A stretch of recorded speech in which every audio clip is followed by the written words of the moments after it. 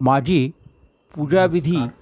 या माझी चॅनलमध्ये आपलं पूजाविधी स्वागत. या चॅनलमध्ये यावर्षी आपलं स्वागत. आपण उदक यावर्षी कुंभाचा एक व्हिडिओ बनवला होता. तृतीया, या व्हिडिओमध्ये 19 मार्च 2026. केशव काकडे यांनी मला एक प्रश्न विचारला आहे. तो प्रश्न असा आहे की उदक कुंभाची पूजा म्हणजे आईवडिलांची पूजा काय? या प्रश्नाचं उत्तर देण्याचा मी प्रयत्न करतो. आपण निश्चितच आपल्या यातून समाधान होईल. अजून काही शंका असल्यास आपण ती जरूर विचार. मुळात उदक कुंभामध्ये आईवडील नसतात. कुठलीही पूजा ही ती पूजा त्याची नसून ती प्रतिकात्मक पूजा असतात. या ठिकाणी आईवडील यांची स्मृती जागृत व्हावी, त्यांची आठवण म्हणून उन्हाळ्याच्या दिवसामध्ये तहानलेल्या वाटसरूंना पाणी देणे ही आपली भारतीय संस्कृती आहे. पाणी विकणे ही पाश्चिमात्य संस्कृती आहे. आपल्या धर्मामध्ये कर्मकांड करत असताना त्या पाठीमागची संकल्पना ही सांगितली जात नाही किंवा कोणी ती जाणून घेण्याचा प्रयत्न करत नाही. त्यामुळे नुसती कृती केली जात आहे आणि त्या कृतीवरच विचार केला जातो. वास्तविकता ती प्रतिकात्मक पूजा असते. त्याच्या पाठीमागं काहीतरी नियोजन असतं, काहीतरी कृती असते, त्याच्या पाठीमागचं काहीतरी कारण हे असतं आणि ते कारण जाणून घेण्याचा प्रयत्न आणि आपण केला पाहिजे. या ठिकाणी उदक कुंभाची पूजा केली जाते. म्हणजे आईवडील गेल्यानंतर माणूस आपल्या संसारामध्ये रमतो. धावपळीच्या जीवनामध्ये तो आईवडिलांची आठवण विसरतो. आईवडिलांची त्याला अंगा खांद्यावर घेऊन त्याला लहानाचं मोठं केलेलं असतं. त्याची शीसूसुद्धा धुतलेली असतं. त्या आईवडिलांना आपण विसरतो, त्यांची आठवणी ही आणि विसरून जातो.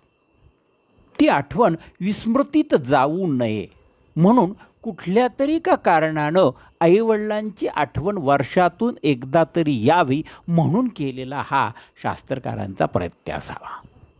मानवी भावना आणि समाज जीवन, त्या कालावधीत निर्माण होणाऱ्या निसर्गातील अनेक गोष्टी यांचा उत्तम अशा प्रकारचा संयोग साधून केलेली ही कर्माची रचना आहे आणि त्याला धार्मिकतेची जोड दिलेली आहे. आईवडिलांची आठवण जागृत व्हावी. भर उन्हाळ्यामध्ये पाण्याची कमतरता असताना जे वाटसरू आहेत त्यांना आईवडिलांच्या स्मृतिप्रित्यर्थ पाण्याची सोय करावी, पाणपोई घालावी.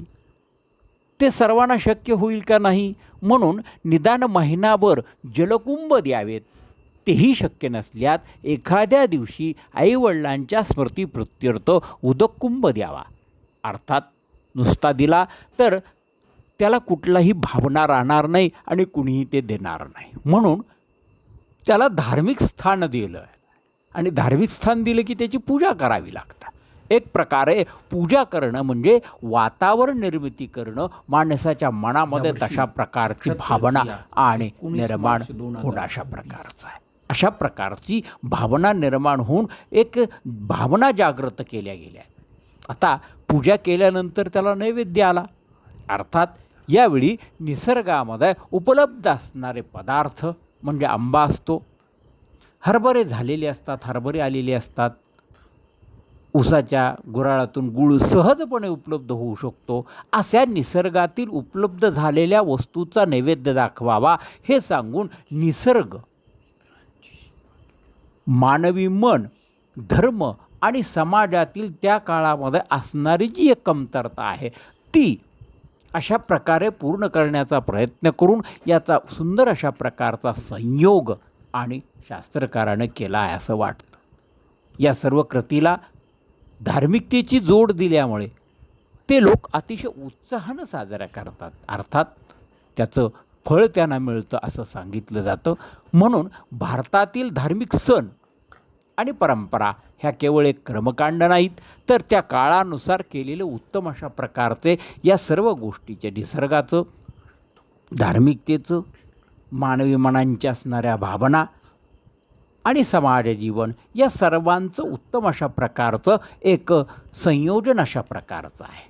आणि हे धरून या सणाची रचना आणि केलेली आहे. म्हणून आईवडिलांच्या प्रीत्यर्थ एक उदक कुंभाचं पूजन करावं आणि ते उदक कुंभ वाटसरूला पाणी पिण्यासाठी द्यावं अशा प्रकारची मध्यवर्ती संकल्पना या ह्याच्यात आहे. त्यात अनेक अशा प्रकारच्या मग काळानुरूप किंवा प्रत्येक ठिकाणच्या परिस्थितीनुसार काही काही गोष्टी त्यामध्ये नवीन ॲड झाल्या, पण मूळ मध्यंतरीची कल्पना अशा प्रकारची आहे. जी मूळ संकल्पना आहे, जी मध्यवर्ती संकल्पना ती अशी आहे की आईवडिलांच्या स्मृतिप्रीत्यर्थ आपल्याला शक्य होत नाही आहे पाणपोई घालणं, तर निदान एक दिवस का होईना परंतु एक जलकुंभ कुठल्या तरी ताणलेल्या माणसाला द्यावा ही आणि मूळ संकल्पना अशा प्रकारची आहे.